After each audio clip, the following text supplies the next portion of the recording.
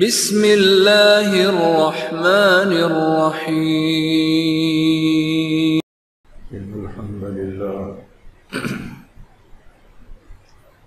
ان الحمد للہ نحمده ونستعینه ونستغفره ونعوذ باللہ من شرور انفسنا ومن سیئات اعمالنا من يهده الله فلا مضل له ومن يضلل فلا هادي له واشهد ان لا اله الا الله وحده لا شريك له واشهد ان محمدا عبده ورسوله يا ايها الذين امنوا اتقوا الله حق تقاته ولا تموتن الا وانتم مسلمون يا أيها الناس اتقوا ربكم الذي خلقكم من نفس واحدة وخلق منها زوجها وبث منهما رجالا كثيرا ونساء واتقوا الله الذي تساءلون به والأرحام إن الله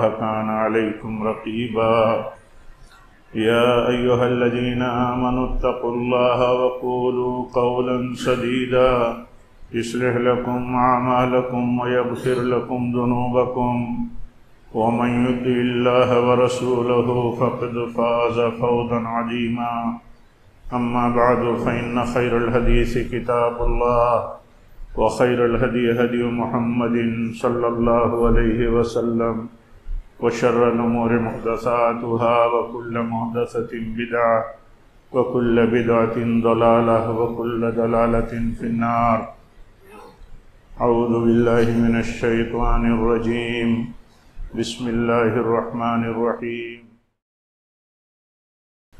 یا ایہا الانسان ان وعد اللہ حق فلا تغرنکم الحیاة الدنیا ولا یغرنکم باللہ الغرور۔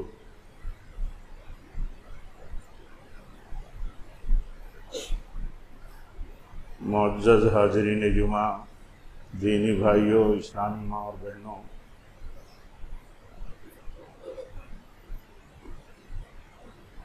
اللہ تعالیٰ نے کثرت کے ساتھ سارے انسانوں کو، ہم سارے ایمان والوں کو اس بات کی نصیحت کرتا رہتا ہے، اس کی نصیحت ہے مسلسل۔ نبی صلی اللہ علیہ وسلم کی مسلسل تربیت، تعلیم، وصیت اور ہدایت ہے کہ دیکھو تمہیں دنیا دھوکے میں نہ ڈال دے، تم غرور میں مبتلا نہ ہو جاؤ،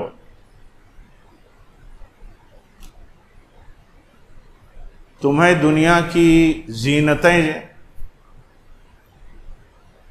تمہیں آخرت سے غافل نہ کر دیں،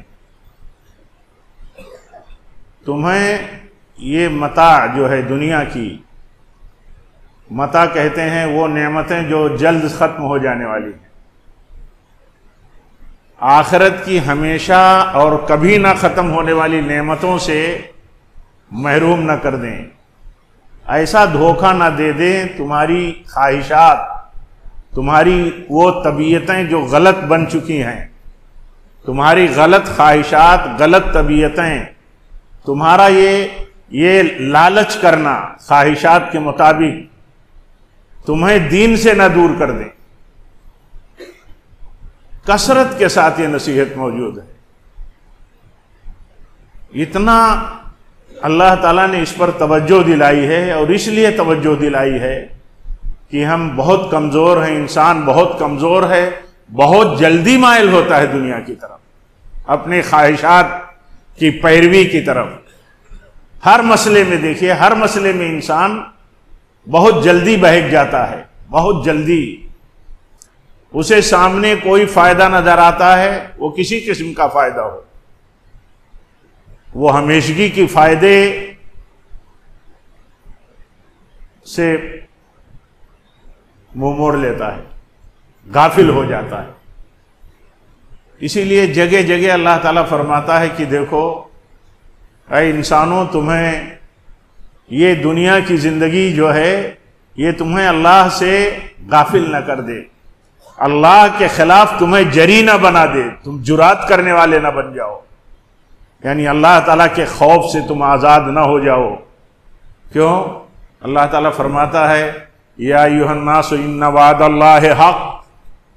کیوں؟ اللہ کا وعدہ حق ہے، اللہ کا وعدہ ہو کے رہنے والا ہے۔ کیا اللہ کا وعدہ ہے؟ اللہ کا وعدہ یہ ہے کہ اصل زندگی آخرت کی زندگی ہے، ہمیشگی کی زندگی ہے، ختم نہ ہونے والی زندگی ہے، اور دنیا کی زندگی اس کا کوئی اعتبار نہیں ہے، اس کا کوئی اعتبار نہیں، دنیا کی زندگی کا کوئی اعتبار نہیں، دنیا کی صحت میں ہمارے آپ کے صحت کا کوئی اعتبار نہیں، دنیا کے اندر حالات جو ہیں ان حالات کا بھی کوئی اعتبار نہیں۔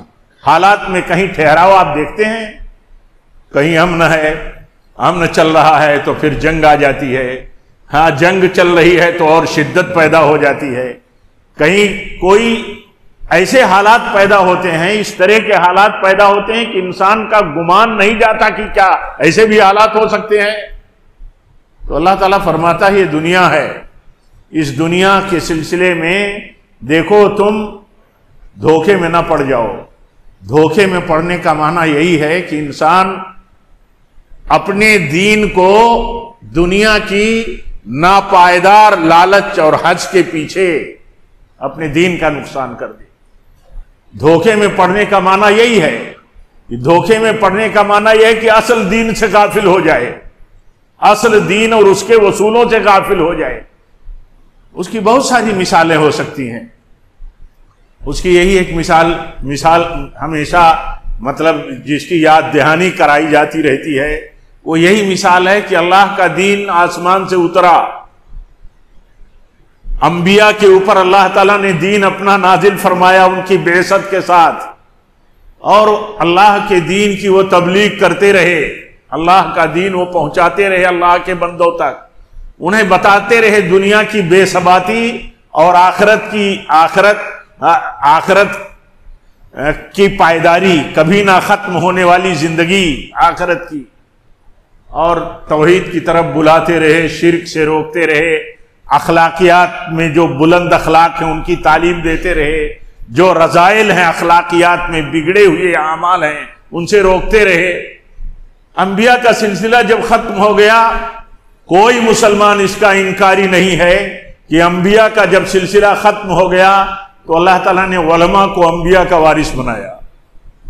کوئی مسلمان اس کا انکار نہیں کرتا کہ علماء انبیاء کے وارث نہیں ہیں، لیکن غفلت اتنی ہے، لاپرواہی اتنی ہے، ذہول اتنا ہے، یعنی آدمی ایسا لگتا ہے کہ کتنا کیئرلیس ہے اس مسئلے میں کہ جن کو اللہ تعالیٰ نے اپنے نبیوں کا وارث بنایا، آسمانی ہدایتوں کا وارث بنایا، ان کے خلاف زبان درازی شیطان کے وسوسے اور شیطان کے دھوکے میں آ کر کے اتنی کرتا ہے کہ اسے ان کے منصب کا خیال بھی نہیں رہتا۔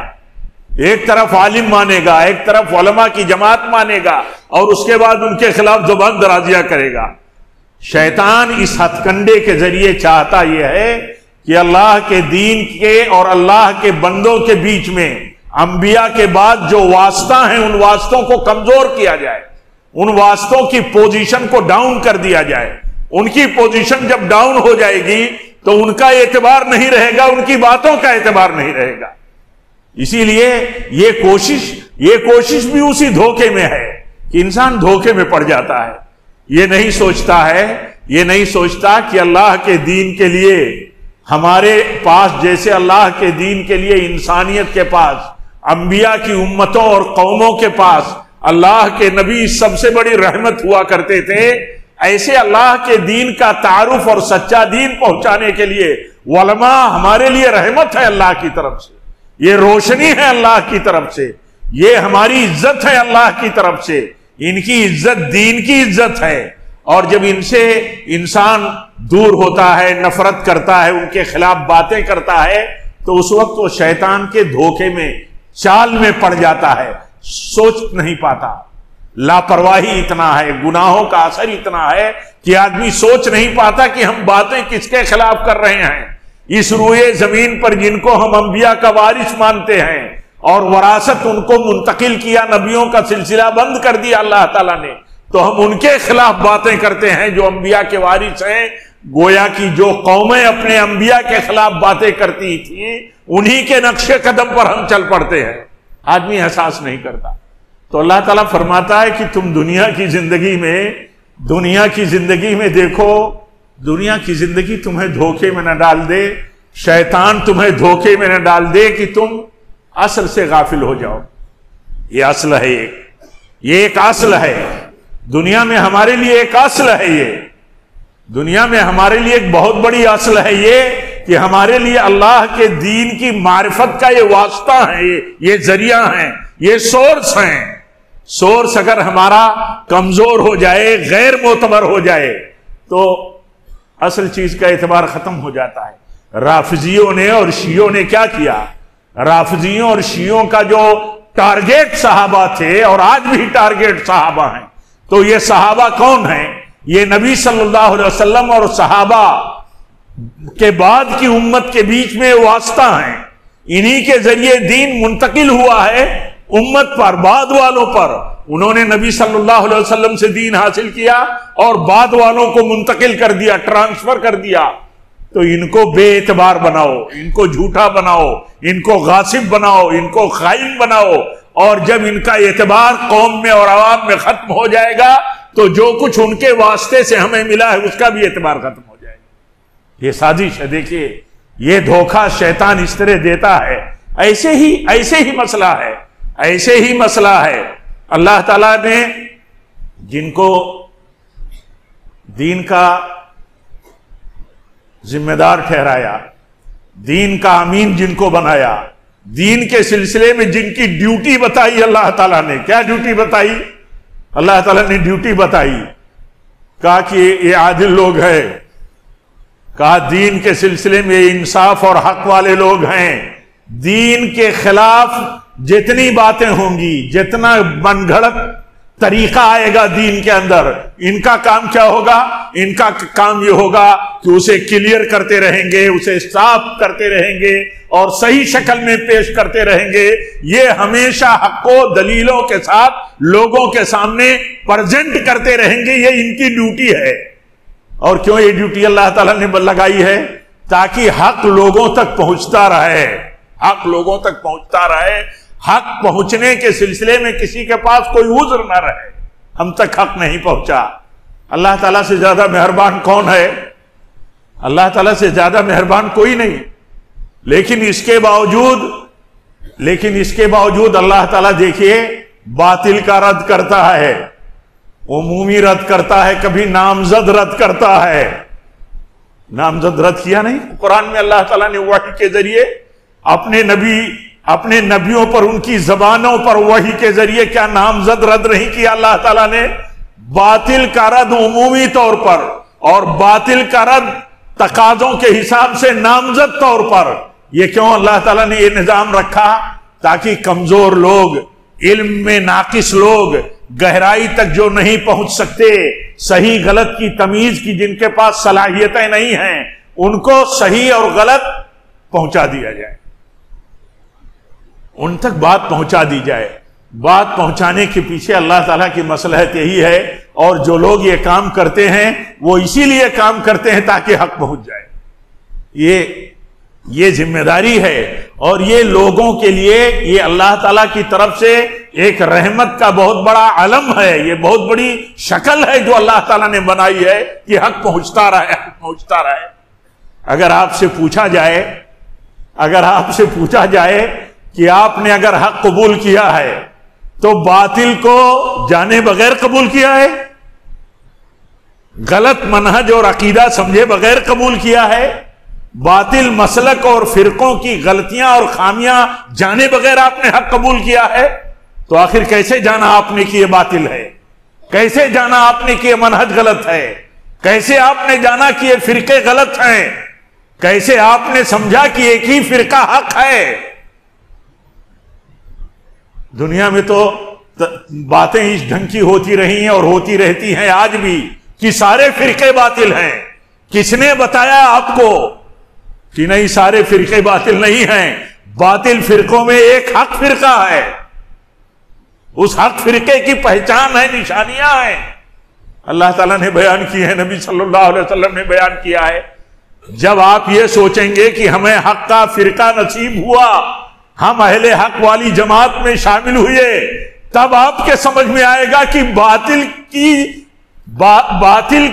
کی جو نقاب کشائی ہوئی، باطل کے چہرے سے جو پردہ ہٹایا گیا، اٹھایا گیا، تب جا کر کے ہمارے سمجھ میں آیا کہ یہ چہرہ تو باطل کا چہرہ ہے، یہ چہرہ حق کا چہرہ نہیں ہو سکتا۔ کیسے سمجھ میں آیا؟ سمجھ میں اسی صورت میں آیا کہ ہمارے سامنے حق کو بیان کرنے والے، ہمارے سامنے حق کے ساتھ باطل کو بیان کرنے والے اپنے علم کے ذریعے، اپنی زبان اور قلم کے ذریعے، اپنے عمل و کردار کے ذریعے علماء نے کام کیا، اور علماء کی سچی پیروی کرنے والے عام لوگوں نے بھی ان کی سچی پیروی کی، تو وہ مثال بن گئے، نمونہ بن گئے سماج کے لیے۔ تب تو ہمیں پتا چلا۔ ہمیں برا لگتا ہے، ہم سمجھتے ہیں کہ برا لگتا ہے آدمی کو، لیکن جو لوگ سچے ٹھوس سمجھ والے ہیں، عقل والے ہیں، سوجھ بوجھ والے ہیں، ان کی سمجھ میں یہ بات آتی ہے کہ اگر حق و باطل ہمارے سامنے آیا نہ ہوتا تو ہم باطل سے بچ نہیں سکتے تھے اور حق قبول نہیں کر سکتے تھے۔ اس لیے یہ بہت بڑا احسان ہے اللہ تعالیٰ نے، جہاں انبیاء کو اپنے بندوں کے لیے سب سے بڑا محسن بنایا، وہیں اللہ تعالیٰ نے علماء کو سب سے بڑا محسن بنایا، ہر دور میں، ہر قوم میں، ہر علاقے میں، کہ وہ حق کو عوام تک پہنچاتے رہتے ہیں، اور انہیں ملامت کی کوئی پرواہ نہیں ہوتی۔ کون کیا کہتا ہے اس کی پرواہ وہ نہیں کرتے، انہیں اس بات کی پرواہ ہوتی ہے کہ ہم ذمہ دار ہیں، اللہ کی طرف سے انبیاء کی امانتوں کے وارث ہیں، ہمیں اس وراثت کو سچائی اور ایمانداری کے ساتھ اللہ کے بندوں تک پہنچانا ہے۔ کیا جھگڑا ہے آپ بتائیے؟ کیا جھگڑا ہے کسی تقلیدی جماعت سے؟ کون سا لینا دینا اور کون سے معاملات اور سیاست کے مسئلے ہیں ان کے ساتھ، سوائے اس کے کہ یہ طریقہ دین کا طریقہ نہیں ہے، یہ طریقہ سلف کا طریقہ نہیں ہے، یہ امت میں ایک بدعت آئی اور اس نے اپنی جڑیں اتنی گہری کر لی کہ امت کی کمر توڑ دیا، امت کو منتشر کر دیا، امت کو پارا پارا کر دیا، ان کے اتحاد کو۔ کس نے پارا پارا کر دیا؟ انہی فرقہ بندیوں نے پارا کر دیا، اور جن نسبتوں اور ناموں پر امت کے بٹوارے ہوئے ان پر انگلی اٹھا کر کے علم اور قلم کے ذریعے کون بتانے والا ہے؟ اگر یہ کہا جائے کہ یہ تو رد ہے، یہ تو رد ہے، یہ رد نہیں ہے۔ در حقیقت یہ رد اس معنی میں رد نہیں ہے جیسے ہم دنیاوی رد سمجھتے ہیں، یہ دین کا مسئلہ ہے، یہ رد ہے، یہ دعوت حق ہے اور باطل سے بچانے والا ایک مشن ہے۔ میرے بھائیوں، جب تھوڑا سا توسع ذہن کو کھول کر کے آپ سوچیں گے تب آپ کی سمجھ میں یہ بات آئے گی کہ نہیں، کسی غلط بات کی نشاندہی یہ دعوت کا بنیادی تقاضا ہے، تاکہ غلط بات سے لوگ خبردار ہو جائیں اور لوگ بچنے والے ہو جائیں۔ اس کے علاوہ کوئی انٹینشن نہیں ہوتا، اس کے علاوہ کوئی مقصد نہیں ہوتا۔ اور میں نے جو حوالہ دیا، آپ اس حوالے سے ذرا جڑ جائیے، اپنا ذہن موڑ لیجئے کہ اگر آپ نے حق قبول کیا ہے اور آپ کے سامنے اگر باطل نہ آیا ہوتا تو آپ باطل چھوڑے کیسے ہوتے؟ آپ نے کیسے چھوڑا ہوتا باطل؟ باطل چھوڑنے کی بنیاد یہی بنی کہ آپ کے سامنے حق آیا، ہمارے سامنے حق آیا تو ہم حق کی طرف مائل ہو گئے، ہم نے اپنے دل کو آمادہ کیا کہ نہیں، دنیا کے مفاد کے لیے اگر ہم اصل دین چھوڑتے ہیں تو شیطان کے دھوکے میں ہم پڑ جاتے ہیں، شیطان کے دھوکے میں۔ یہ جو اللہ تعالیٰ نے جگہ جگہ کہا دیکھو شیطان تمہیں دھوکے میں نہ مبتلا کر دے کہ تم دنیا کے لیے اپنے دین کا نقصان اٹھا لو۔ یہ دین کا نقصان ہے میرے بھائیوں، دین کا نقصان ہے، عقیدے کا نقصان، منہج کا نقصان، سلف کی پیروی کا نقصان کہاں کرے آدمی؟ باطل چیزوں کے پیچھے اس کی طبیعت مائل ہو گئی ہے۔ علماء کہتے ہیں دھوکہ کس کو کہتے ہیں؟ دھوکہ کہتے ہیں انسان کیسے دھوکے میں مبتلا ہوتا ہے؟ اس کا دل جو کہتا ہے، جس کی عادت اس کی طبیعت میں پیدا ہو گئی، اس کی مطلب طبیعت بن گئی، غلط راستے پر چلتے چلتے اس کی فطرت بن گئی غلط کی پیروی. دل جو چاہتا ہے اس کو کرتے کرتے اپنے من کی بات مانتے مانتے اس کی پیروی کرتے کرتے اس کو سکون اسی میں ملتا ہے. آپ ٹٹول لیجئے اپنے کو، اپنے نیٹ ورک کو، اپنے ارد گرد کو، اپنے سرکل کو، اپنے دوست و احباب اور رشتے داروں کو دیکھیے. دل جس پر لگنے لگا، طبیعت جو بن گئی جس چیز پر، یہ دیکھنا ہے کہ وہ حق کے خلاف ہے یا حق کے مطابق ہے. اگر حق کے خلاف ہے تو انسان دھوکے میں پڑ گیا، انسان دھوکے میں پڑ گیا. یہی اصل ہے میرے بھائیوں. اسی چیز کو اللہ تعالیٰ بیان کرتا ہے کہ دیکھو لوگوں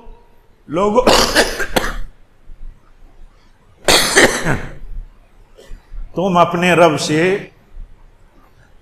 رب کی خشیت سے، خوف سے، اس کے دین سے تم آزاد ہو کر کے دیکھو دھوکے میں نہ پڑ جاؤ. انسان دھوکے میں پڑ جاتا. آپ دیکھو جو لوگ ہو کرتے ہیں، جو لوگ قبروں پر بیٹھے رہتے ہیں، جو لوگ قبروں سے مرادیں مانگتے ہیں، جو لوگ قبروں پر جا کر کے چڑھاوے چڑھاتے ہیں، جو لوگ قبروں کا طواف کرتے ہیں، کیا آپ یہ نہیں سمجھتے؟ کیا آپ نہیں سمجھتے کہ ان کو سکون اسی سے ملتا ہے؟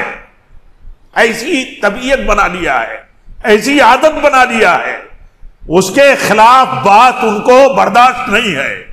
جو آدمی کسی مشن سے، کسی تحریک سے جڑتا ہے، اس کے اندر چاہے جتنے باطل عقیدے ہوں، چاہے جتنے صحابہ کی مخالفتیں ہوتی ہوں، سلف کے طریقے کی مخالفتیں ہوتی ہیں، ایسی طبیعت اس کی بن گئی ہے کہ اس کے خلاف اگر کوئی بات ہوتی ہے تو بے چین ہو جاتا ہے. اسی کو کہا جاتا ہے کہ دھوکے میں پڑ گیا آدمی. انسان دھوکے میں پڑ گیا، یعنی اس کی خواہشات نے اس کو اتنا غلام بنا لیا ہے. اس کی منمانی زندگی دین میں بھی ایسی بن گئی ہے کہ وہ طبیعت بن گئی ہے، اس کے خلاف کوئی بات سننا نہیں چاہتا. اسی لیے کہا جاتا ہے، یاد دلایا جاتا ہے تو انسان کی دل کی جڑوں میں جو سچائی کی جڑیں ہیں وہ باہر نکلتی ہیں. پھر غیرت پیدا ہوتی ہے، بیدار ہوتا ہے آدمی. اور آدمی کا ضمیر جب بیدار ہو جاتا ہے تو دیکھنے لگتا ہے، آیا ہمارے کسی عالم نے، اللہ کے دین کے کسی عالم نے کوئی بات بتائی ہے تو دیکھنا چاہیے. کوئی عقیدہ بتا دیا کہ امام ابو حنیفہ رحمۃ اللہ علیہ کا یہ عقیدہ تھا، اور اسے بتا دیا گیا کہ آپ جس معنی میں حنفی ہیں، آپ امام ابو حنیفہ رحمۃ اللہ علیہ کے عقیدے کے حساب سے حنفی نہیں ہیں. تو آدمی چوکنا ہو جاتا ہے کہ ہم حنفی ہیں تو ہم امام ابو حنیفہ رحمۃ اللہ علیہ کا عقیدہ کہاں نہیں مانتے. پھر وہ ڈیپ میں چلا جاتا ہے، پھر وہ تحقیق میں اتر جاتا ہے. بعد میں پتہ چلتا ہے واقعی ہم عقیدے میں مقلد نہیں ہیں. یہ جو ہمارا طریقہ چل رہا ہے یہ عقیدے میں تقلید کا طریقہ نہیں ہے. ان کا عقیدہ تو کچھ اور ہے، ہمارا عقیدہ تو کچھ اور ہے. پھر وہیں سے اس کے دل کے اندر خیر ہوتا ہے، اس کی فطرت کی جڑوں میں سچائی ہوتی ہے تو آدمی مائل ہو جاتا ہے. امام ابو حنیفہ رحمۃ اللہ علیہ کہتے ہیں جو اللہ تعالیٰ کو عرش پر نہ مانے وہ مومن نہیں ہے. لیکن آپ بتائیے کون حنفی ہے جو کہتا ہو کہ اللہ عرش پر ہے، ہر جگہ نہیں ہے؟ کہتے ہیں اللہ ہر جگہ ہے. انہیں آپ بتائیں گے کہ امام ابو حنیفہ رحمۃ اللہ علیہ کا یہ عقیدہ نہیں تھا، تو جن کے دل کے اندر سچائی اور حق کی طلب ہوتی ہے جڑ میں تو آدمی بیدار ہوتا ہے. اب اگر یہ آدمی سوچے کہ کیوں یہ بات کہی گئی، ایک نقد کیوں کیا گیا. نقد کہتے ہیں کسی چیز کو کھول کر کے کھرے ڈھنگ سے پیش کرنے کو. نقد گالی نہیں ہے، سچائی بیان کرنا انسلٹ نہیں ہے. اگر سچائی بیان کرنا انسلٹ ہوتا، نقد انسلٹ ہوتا، تو آپ کا پورا دین نقد ہے پورا دین آپ کا. لا الہ سے تو آپ کا دین شروع ہوتا ہے، لا الہ سے تو آپ کا دین شروع ہوتا ہے، الا اللہ پر ختم ہوتا ہے. یعنی اصل کلمے کی بنیاد ہی نقد پر ہے. دنیا میں اللہ کے سوا جتنوں کی عبادت ہوتی ہے اس پر نقد ہے پہلے، اور اس کے بعد اقرار ہے کہ اللہ کے سوا کوئی عبادت کا حقدار نہیں. تو نقد ہے بنیادی طور پر. اس لیے یہ الجھن کی چیز نہیں ہے، یہ بے چینی کی چیز نہیں ہے، یہ تلاش حق کی آواز ہے کہ آدمی کو آواز دی جاتی ہے کہ تلاش کرو حق۔ ایسا زندگی میں کوئی فرد نہیں ہے، چھوٹا ہو یا بڑا، جس کو ہر وقت حق کی آواز کی ضرورت نہ ہو۔ سب کو ضرورت ہے حق کی آواز، دلیل کے ساتھ، حق کی آواز دلیل کے ساتھ۔ لیکن باطل اصرار کرتا ہے، جب نفس کا غلام ہوتا ہے باطل پر، اس کے لیے بہت سارے ہتھ کنڈے وہ استعمال کرتا ہے۔ اور ایسا کیوں ہوتا ہے؟ ایسا کیوں ہوتا ہے؟ ایسا اس لیے ہوتا ہے کہ آدمی ایمان اور تصدیق میں یا تو منکر ہوتا ہے، اس کا ایمان ہی نہیں ہے، اس کا ایمان ہی نہیں ہے، یا تو اتنا کمزور ہے ایمان میں کہ وہ اپنے نفس کا غلام بنا ہوا ہے، وہ نفس کا غلام بنا ہوا ہے۔ اسے یہ ماننے کے باوجود، اسے اپنے دنیا کے عام رویے میں یہ پریکٹیکل میں رہنے کے باوجود کہ جب تک فن کا ایکسپرٹ کوئی بات نہیں کہے گا ہم نہیں مانیں گے۔ پڑھے لکھے لوگ تو اور نہیں مانتے، دنیا میں کسی بھی گراؤنڈ کا جب تک ایکسپرٹ کوئی بات نہ کہے تو نہیں مانتے، لیکن دین کے مسئلے میں جو لوگ ایکسپرٹ نہیں وہ اتھارٹی بن جاتے ہیں۔ کیسے بن جاتے ہیں؟ اسی کو کہا جاتا ہے کہ شیطان نے دھوکے میں ڈال دیا، شیطان نے دھوکے میں ڈال دیا۔ جو لوگ دین میں ایکسپرٹ نہیں ہیں، جن کو دین کے اصولوں کا علم نہیں ہے، دین کی لغت اور دین کے لینگویج کا علم نہیں ہے، وہ لوگ دین پر بات کرتے ہیں ایکسپیرینس سے، اپنے مطالعے سے، اپنے عام لٹریچر کی سمجھ لیجئے تھوڑی فہم اور تھوڑا علم رکھنے کی بنیاد پر۔ تو غلطیاں کیسے کیسے کرتے ہیں؟ جب تک ان کی غلطیوں کو، بھیانک غلطیوں کو بیان نہ کیا جائے کہ یہ علم کی کمی کا نتیجہ ہے، تب تک آدمی جان نہیں پاتا۔ یہ مانتے ہوئے کہ علماء نہیں ہیں، اس کے باوجود ان کے جال میں پھنسا رہتا ہے۔ اسی کو اللہ تعالیٰ نے کہا کہ یا ایھا الناس ما غرک بربک الکریم، یا ایھا الناس ان وعد اللہ حق، اللہ کا وعدہ حق ہے، اللہ کی سنت حق ہے، اللہ کی سنت کی پیروی کرو، اس کو اصل سمجھو۔ اور دیکھیے دنیا جو ہے، اس دنیا کو اللہ تعالیٰ نے فرمایا کہ یہ دنیا کیا ہے؟ فرمایا کہ دیکھو اس دنیا میں ہر ایک کو مر جانا ہے، ہر ایک کو مر جانا ہے، کل نفس ذائقۃ الموت، ہر ایک کو مر جانا ہے۔ کسی کے موت کا کوئی ٹھکانہ نہیں، کوئی وقت کسی کو معلوم نہیں کہ ہمارے مرنے کا وقت کیا ہے، پتہ نہیں ہے، ہمیں پتہ نہیں ہے کہ ہمارے مرنے کا وقت کیا ہے۔ اللہ کے نبی اپنے صحابہ کو ہر وقت دنیا کی بے ثباتی کا سبق دیا کرتے تھے، سمجھایا کرتے تھے، نصیحت کیا کرتے تھے کہ دیکھو اس دنیا کے چکر میں اتنا مت چلے جانا کہ تم اللہ کی سنت اور سب سے بڑی سچائی سے غافل ہو جاؤ۔ اللہ کی سنت کیا ہے؟ اللہ کی سنت یہ ہے کہ ہر ایک کا وقت مقرر ہے، اسی کے وقت پر اسے مرنا ہے، اور یہ پتہ نہیں کہ ہمارا وقت کب ہے۔ کتنے نوجوان مر جاتے ہیں، ہمارے بچے ہوں، بھائی ہوں، اولاد ہو، تصور ہم نہیں کرتے کہ یہ مر جائیں گے ہمارے سامنے۔ کتنے لوگ بیماری میں مبتلا ہو جاتے ہیں، ہم تصور نہیں کرتے کہ اس بیماری میں مبتلا ہو جائیں گے۔ کتنے لوگ حادثوں کا شکار ہو کر کے مر جاتے ہیں، حادثہ سننے کے بعد یقین نہیں آتا کہ آدمی حادثے میں مر گیا ہے، یقین نہیں آتا، لیکن وہ سچائی ہوتی ہے۔ آدمی نہیں یقین کرے تو بھی اول وہلہ میں تو یقین اسے کرنا ہے، کیونکہ وہ سچائی ہے، حادثے میں مر چکا آدمی۔ تو اللہ تعالیٰ فرماتا ہے کہ دیکھو دنیا تمہیں دھوکے میں نہ ڈالے، یہ صحت، یہ زندگی، یہ کاروبار، یہ تمہارے اپنے حالات، یہ تمہارا اپنا پاور، یہ سیاست، تمہیں نہیں پتا، تمہیں نہیں پتا اس روئے زمین پر فرعون کی طاقت کتنی بڑی تھی، اس کا لشکر کتنا بڑا لاؤ لشکر والا فرعون تھا، اس کا وقت کب پورا ہوا اسے پتا تھا؟ نہیں پتا تھا۔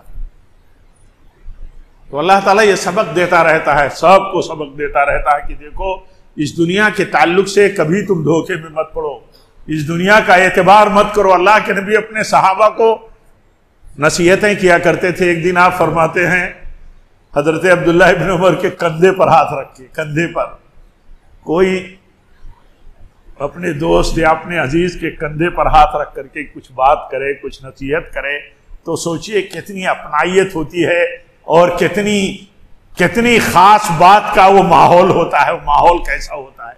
کندھے پہ ہاتھ رکھ کر کے اللہ کے نبی صلی اللہ علیہ وسلم نصیحت کرتے ہیں حضرت عبداللہ ابن عمر رضی اللہ عنہما کو، کہتے ہیں کہ اے ابن عمر کن فی الدنیا کانک غریب، کن فی الدنیا کانک غریب او عابر سبیل۔ فرماتے ہیں کہ دنیا میں تم پردیسی بن کے رہو، پردیسی بن کر کے رہو دنیا میں۔ یہ دنیا کب تمہاری ختم ہو جائے گی تمہیں پتہ نہیں ہے۔ اور جیسے پردیسی ہوتا ہے پردیس میں، وہ یہ نہیں سمجھتا کہ ہمیں یہاں ہمیشہ رہنا ہے، وہ سمجھتا ہے کہ ہمیں اپنے دیش میں لوٹ کر کے آنا ہے۔ اس کا کنسپٹ یہ ہوتا ہے، اس کا ذہن یہ ہوتا ہے۔ بہت عام لفظ میں آپ نے سمجھایا، ہم میں ہر آدمی، ہر مرد و عورت یہ بات سمجھتا ہے اور سمجھنے میں کوئی دقت نہیں کہ آپ نے فرمایا کہ یہ دنیا پردیس ہے، یہ دنیا پردیس ہے۔ اور آپ نے فرمایا کہ مسافر کی طرح رہو، مسافر کی طرح۔ مسافر کی مسافرت اور سفر کب ختم ہوتا ہے؟ وہ چاہتا ہے جلدی ختم ہو۔ حقیقت یہ ہے کہ ایسے ہی انسان دنیا میں مسافر کی طرح ہے، اس کا سفر بہت جلدی ختم ہو جانے والا ہے اور وہ پھر اقامت میں مقیم بن جائے گا۔ مقیم یعنی مر گیا تو مقیم ہو گیا، اب ہمیشگی کی زندگی میں داخل ہو گیا اب۔ اور ہمیشگی کی زندگی کیسے؟ اللہ کے نبی نے مثال دے کر کے بیان کی، کہا کہ دیکھو اپنی انگلی ڈالو سمندر میں اور نکال لو پانی سمندر سے، جتنا پانی تمہاری انگلی کے ساتھ آتا ہے سمجھ لو یہ دنیا ہے، اور یہ جو سمندر ہے یہ آخرت ہے۔ یعنی تمہاری انگلی کے ساتھ جو پانی آیا سیکنڈوں میں، لمحوں میں، موسم کے حساب سے سوکھ کے ختم ہو گیا، اور سمندر کا پانی اپنی گہرائی اور اپنے کثرت کے اعتبار سے باقی ہی باقی ہے۔ اللہ کے نبی فرماتے ہیں یہ ہے دنیا اور یہ ہے آخرت۔ اس آخرت کو تم دنیا کے لیے برباد مت کرو۔ اگر آدمی چوکنا ہو جائے اس پہلو سے کہ آخرت برباد ہوگی اگر نبی کے طریقے پر ہم نہیں رہے، صحابہ کے طریقے پر ہم نہیں رہے، اور اگر ہم اپنے خواہشات کی پیروی کرتے ہوئے ان کے خلاف چلتے رہے، تو اللہ تعالیٰ کی سنت یہ بھی ہے کہ جب آدمی دلیل اور حجت پہنچنے کے بعد بھی اللہ اور اس کے رسول اور صحابہ کے طریقے کی مخالفت کرتا ہے تو اللہ چھوڑ دیتا ہے اس کو، جا چلے جا، تو یہی چاہتا ہے تو جا تو چلے جا۔ وَمَن يُشَاقِقِ الرَّسُولَ مِن بَعْدِ مَا تَبَيَّنَ لَهُ الْهُدَىٰ وَيَتَّبِعْ غَيْرَ سَبِيلِ الْمُؤْمِنِينَ نُوَلِّهِ مَا تَوَلَّىٰ۔ اللہ تعالیٰ فرماتا ہے جو رسول کی مخالفت کرے، دلیل مل جانے کے بعد صحابہ کے طریقے کی مخالفت کرے، صحابہ کا طریقہ جان لینے کے بعد بھی، تو اللہ تعالیٰ فرماتا ہے نُوَلِّهِ مَا تَوَلَّىٰ، تو ہم اس کو جانے دیتے ہیں، کہتے ہیں جا جس راہ کو تو نے چنا ہے، طے کیا ہے، چل رہا ہے، چھوڑنے والا نہیں ہے، دلیل اور حجت کے باوجود بھی چھوڑنے والا نہیں ہے۔ پھر فرماتا ہے اللہ تعالیٰ نُوَلِّهِ مَا تَوَلَّىٰ وَنُصْلِهِ جَهَنَّمَ وَسَاءَتْ مَصِيرًا، پھر کہاں پہنچ جاتا ہے؟ جہنم۔ آپ غور کیجئے، تھوڑی دیر ٹھہر کر کے غور کیجئے کہ اللہ کے نبی صلی اللہ علیہ وسلم نے جب یہ بات بیان کی کہ میری امت میں 73 فرقے ہوں گے، پچھلی امتوں میں 72 فرقے ہوئے تھے، آپ فرماتے ہیں اس میں ایک جنت میں جائے گا، اس میں ایک جنت میں جائے گا۔ جنت کا لالچی آدمی، جنت اصل سمجھنے والا، اصل کامیابی سمجھنے والا آدمی، کیا اس کو اس بات پر کبھی غرہ ہوگا، غرور ہوگا؟ کہ ہم جو طریقہ اپنائے ہیں، چاہے وہ دلیل اس کے خلاف ہو، سلف اس کے خلاف ہو، صحابہ کا عقیدہ اس کے خلاف ہو، نبی کا اس کا عقیدہ اس کے خلاف ہو، اس کو کوئی پرواہ نہیں ہوگی؟ اس کو پرواہ ہوگی، پرواہ ہوگی۔ اس لیے پرواہ ہوگی کہ اسے پتا ہے پہلے سے کہ ہمارے نبی نے پیشین گوئی کی ہے کہ میری امت میں اختلاف یہود و نصارہ سے بھی زیادہ ہوگا۔ تو ہر مسئلے میں جہاں اختلاف دیکھے اس کا کام کیا ہوا؟ اس کا کام یہ ہوا کہ اللہ اور اس کے رسول اور صحابہ کے طریقے سے ملائے اس طریقے کو، جو طریقہ مل جائے اس کی پیروی کرے، جو طریقہ اس کے خلاف ہے اس کو چھوڑ دے۔ اور اگر نہیں کرتا تو سلف کہتے ہیں غرور جو ہے، غرور یہ شیطان ہے، شیطان شیطان دھوکے میں ڈال دیتا ہے انسان کو۔ یہ دھوکہ جو ہے یہ شیطانی مسئلہ ہے، اور انسان شیطان کے دھوکے میں مبتلا ہو جاتا ہے۔ کیسے بحث کرتا ہے آدمی؟ یہ مانتے ہوئے کہ صحابہ جنتی ہیں، یہ مانتے ہوئے کہ صحابہ سے اللہ راضی ہے، اعلان کر چکا ہے، اور اللہ سے صحابہ راضی تھے، کیسے جرات کر سکتا ہے صحابہ کے خلاف ایک لفظ بولنے کی؟ آدمی کیسے جرات کر سکتا؟ کسی جنتی کے خلاف بولنے کی جرات کیسے کر سکتا ہے آدمی؟ دھوکے میں پڑ گیا آدمی، چکر میں پڑ گیا آدمی۔ کس کے چکر میں پڑ گیا؟ یا تو اس چکر میں پڑ گیا کہ اس کے دل میں خیال پیدا ہوتا ہے۔ کیا خیال پیدا ہوتا ہے؟ کہ سارے لوگ تو برابر ہیں، کوئی تنقید سے بالا تر نہیں، لیکن جن کو اللہ تعالیٰ کہے کہ میں راضی ہوں ان سے، یہ میرے جنتی بندے ہیں، وہ ہماری تنقید کے، ہمارے نشانے کے مستحق ہو سکتے ہیں۔ بس آدمی چکر میں پڑ گیا۔ کیسے ایک کفار چکر میں تھے، کیا کہتے تھے؟ یہ آخرت کی بات کرتے ہیں، کل کے نفع کی بات کرتے ہیں، نقد کی بات ہو تو اچھی بات ہے، یہ ادھار کی بات کیا ہوتی ہے؟ یعنی آج نیک کام کرو اور کل اس کے بدلے کا اعتبار کرو، انتظار کرو، یہ کون سی بات ہے؟ نقد تو نقد ہے، نقد ہونا چاہیے۔ آخرت کا انکار کر دیا، مرنے کے بعد کی زندگی کا انکار کر دیا، بعد میں ادھار کیا چیز ہوتی ہے؟ اور انہی کفار کا کیا طریقہ تھا؟ انہی کفار کا طریقہ یہ تھا کہ 1 کا 10 ملے ادھار، 1 کا 10 ملے ادھار تو ادھار پر ڈیپینڈ، بیاج پر ڈیپینڈ۔ اور اگر انہیں یہ کہا جائے کہ دنیا میں نیک کام کرو گے تو کم سے کم 1 نیک عمل کے بدلے میں 10 گنا اللہ دے گا، تو اس کا انکار۔ تو یہ جو دھوکے میں پڑنے والا مسئلہ ہے، یہ انسان اسی وقت دھوکے میں پڑنے سے بچ سکتا ہے جب اس کا ایمان ہو سچا، اس کا ایمان سچا ہو۔ ہم نبی صلی اللہ علیہ وسلم کی سنتوں کی پیروی کیوں نہیں کر پاتے ہیں؟ آپ بتائیے کیوں نہیں کر پاتے؟ ہم میں کہ ہر آدمی عزت ڈھونڈتا ہے، غلبہ ڈھونڈتا ہے، وقار ڈھونڈتا ہے، اعتبار ڈھونڈتا ہے۔ اللہ کا دین یہ کہتا ہے ہم سے، نبی فرماتے ہیں صلی اللہ علیہ وسلم ہم سے کہ تم اگر اپنے نبی کا طریقہ چھوڑ دو گے تو ذلیل ہو جاؤ گے۔ اس کا اعتبار اور ایمان کمزور ہو گیا۔ جب اس میں ہم کمزور ہو گئے، یعنی ہمارا ایمان، تو ہمارے لیے سنت کی پیروی کٹھن ہو گئی، اور ترک